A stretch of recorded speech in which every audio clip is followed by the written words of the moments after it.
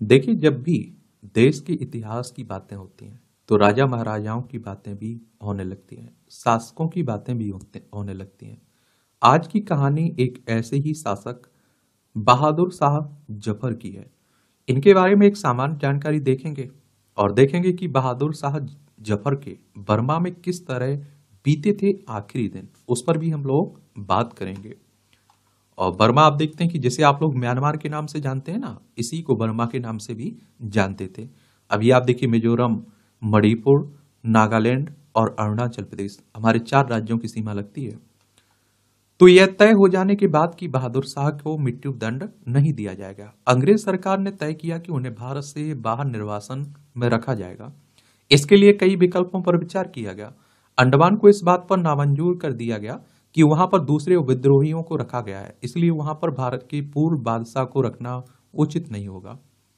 और फिर सरकार की सलाह मिली कि जफर को दक्षिण अफ्रीका भेज दिया जाए, और इसके लिए कैप ऑफ गुड होप के गवर्नर से बात हुई और उसने बहादुर शाह जफर के वहां रहने की व्यवस्था भी शुरू कर दी थी। और अमरपाल सिंह अपनी किताब द सीज ऑफ दिल्ली में लिखते हैं कि जफर की उम्र को देखते हुए और ये देखते हुए कि वो शायद लंबी समुद्री यात्रा ना कर पाए, उनके रहने के लिए पड़ोस के देश बर्मा को चुना गया। उन्होंने लिखा है कि लेकिन इसके बारे में बहादुर शाह जफर को बताया नहीं गया और यह तय हुआ कि लेफ्टिनेंट ओमानी उनके साथ जाएंगे और वे सुनिश्चित करेंगे कि जफर का बाहरी दुनिया से कोई संपर्क ना रहे। और बहादुर शाह जफर ने दिल्ली छोड़ा।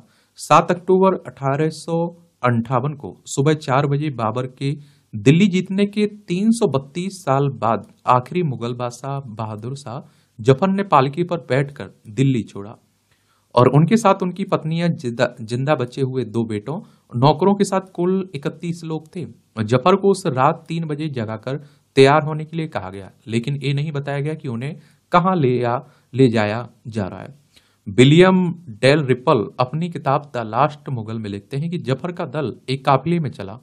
लॉसर्स के घुड़सवारों की एक टुकड़ी सबसे आगे चल रही थी और उन्होंने लिखा कि उनके पीछे जफर और उनके 2 बेटों की पालकी चल रही थी और उसके दोनों ओर घुड़सवार चल रहे थे। उन्होंने लिखा कि उसके बाद पर्दे से ढकी हुई बेगम जीनत महल की पालकी थी। तीसरी पालकी में उनकी दूसरी पत्नी ताजमहल थी और उसके पीछे बैलगाड़ियों में उनके नौकर चल रहे थे और जफर के साथ अच्छा व्यवहार करने की सलाह भी दी गई। तो 13 नवंबर को जफर का दल इलाहाबाद पहुंचा। वहां पर आप देखिए वो 3 दिन रहे। बादशाह के साथ आए कुछ लोगों ने इसके आगे जाने से इनकार कर दिया और उन लोगों को हिरासत में लेकर इलाहाबाद के किले में डाल दिया गया और 19 नवंबर को बचे हुए 15 लोग मिर्जापुर पहुंचे। वहां उनको सेना के स्टीमर सुरमा फ्लीट पर सवार कर दिया गया और उसी दिन दोपहर 2 बजे वो कलकत्ता के लिए रवाना हो गए। और इस बीच भारत के गवर्नर जनरल लॉर्ड कैनिंग ने रंगून के कमांडर मेजर फेरे को एक पत्र लिखा, सारे कैदियों को कड़ी निगरानी में रखा जाए और उन्हें उन लोगों के अलावा जो उनके साथ गए हैं किसी भी बाहरी व्यक्ति से जबानी या लिखित संपर्क न स्थापित करने के लिए दिया जाए। और उन्होंने लिखा कि कैदियों के साथ कोई अभद्र व्यवहार न किया जाए और उनके रहन सहन की जिम्मेदारी सरकार की होगी, लेकिन उन्हें कोई मौद्रिक भत्ता न दिया जाए। रंगून में कैदियों को देखने के लिए भीड़। तो 4 दिसंबर को पूरा दल डायमंड हार्बर पहुंचा। सहयोग से उस समय कलकत्ता में हाल में सत्ता से हटाए गए अवध के पूर्व नवाब वाजिद अली शाह और टीपू सुल्तान के वंशज रह रहे थे। डेल रिम्पल लिखते हैं कि वाजिद अली शाह और उनका परिवार गार्डन रिच इलाके में रह रहा था और जबकि टीपू सुल्तान के परिवार को टॉलीगंज क्लब के पास घर दिया गया था, लेकिन सन 1857 के दौरान उन्हें सुरक्षा कारणों से फोर्ट विलियम में शिफ्ट कर दिया गया था। और डायमंड हार्बर में जफर के दल को एक दूसरे स्टीमर HMS मगारा में चढ़ाया गया। यहां से अंतिम मुगल बादशाह ने अपने देश की धरती को आखिरी बार देखा और जहां उनकी फिर कभी वापसी नहीं हुई है। 5 दिन बाद जब 9 दिसंबर को स्टीमर रंगून के बंदरगाह पहुंचा तो वहां कैदियों को देखने के लिए स्थानीय लोगों और अंग्रेजों की भीड़ लगी हुई थी, लेकिन कैनिंग के निर्देशों के बावजूद मेजर फेने ने इन लोगों के रहने के लिए कोई स्थायी व्यवस्था नहीं की थी। उनको मैन गार्ड के भवन में ठहराया गया। दूसरे लोगों के रहने के लिए तंबू लगवाए गए। जफर उनके दल के भोजन का खर्चा 11 रुपये रोज था। तो 29 अप्रैल 1859 को उन्हें एक नए भवन में ले जाया गया और तब तक नए जेलर कैप्टन नेल्सन डेविड ने लेफ्टिनेंट एडवर्ड ओमानी की जगह ले ली थी। और डेविस ने लिखा कि नए भवन में 4 कमरे हैं। एक कमरा पूर्वासा को दिया गया, जबकि दूसरे कमरे में जवान वक्स और उनकी बेगम को रखा गया। तीसरे कमरा बेगम जीनत महल को दिया गया। उन्होंने लिखा कि हर कमरे के साथ गुसल खाना जुड़ा हुआ था। चौथे कमरे में शाहबाज और उनकी मां को रखा गया। सारे नौकर या तो बरामदे में रह रहे थे या फिर घर के नीचे। डेविस ने लिखा कि उनके लिए 2 बाथरूम और खाना बनाने की जगह बनवाई गई थी। वासा उनके परिवार के भोजन का खर्च भारत से अधिक था और अब देखिए औसतन 11 रुपए रोज। डेविस ने लिखा कि मैंने चार्ज संभालने के बाद हर रविवार और महीने की पहली तारीख को उन्हें एक अतिरिक्त रुपया देने का फैसला किया था।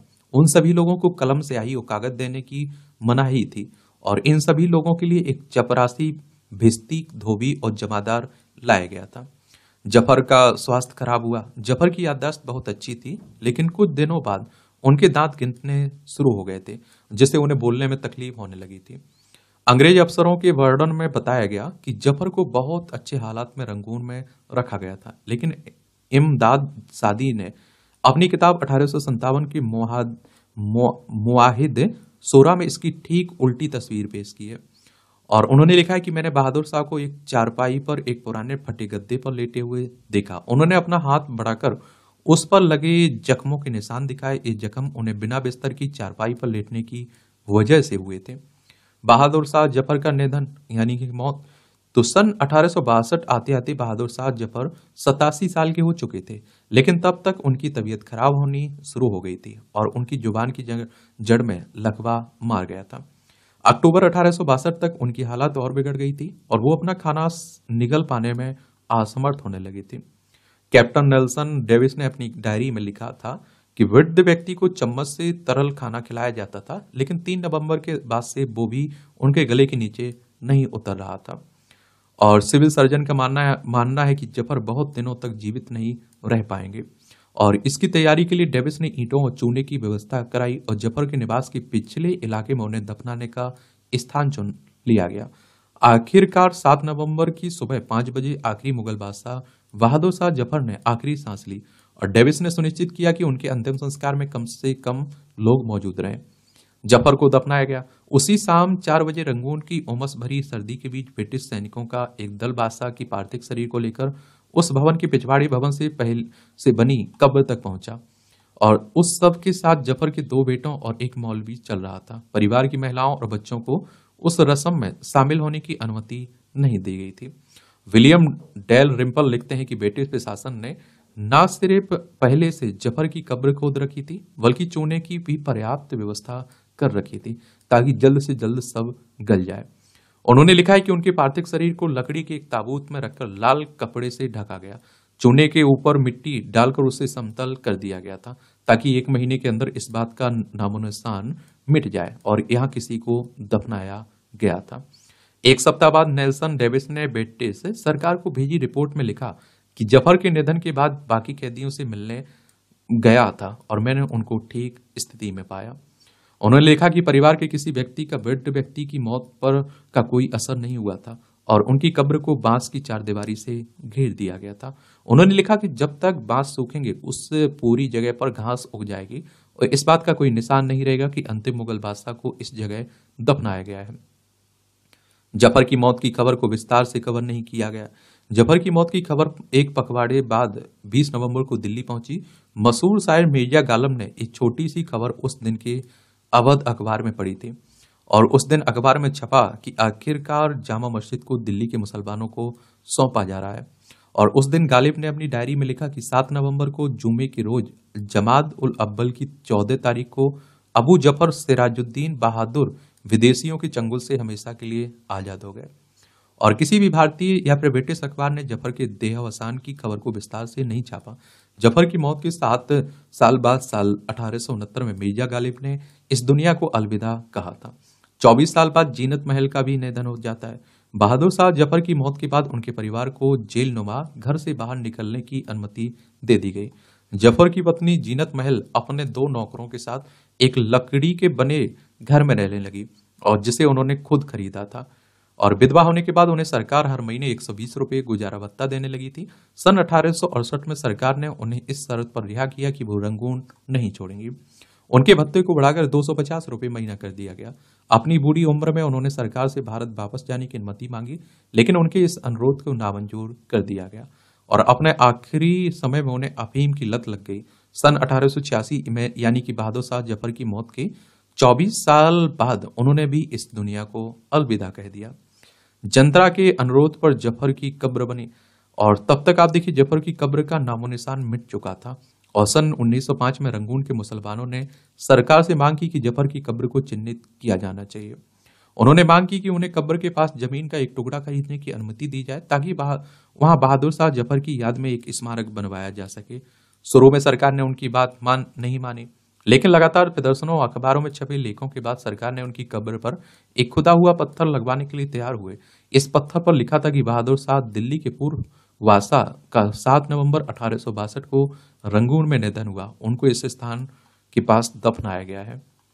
और इस तरह से आप देखते हैं कि एक कहानी होती है किसकी, बहादुर शाह जफर के अंतिम समय की। और इस तरह से आप देखते हैं कि बर्मा यानी कि म्यांमार में उनके दिन बीते किसके, बहादुर शाह जफर के।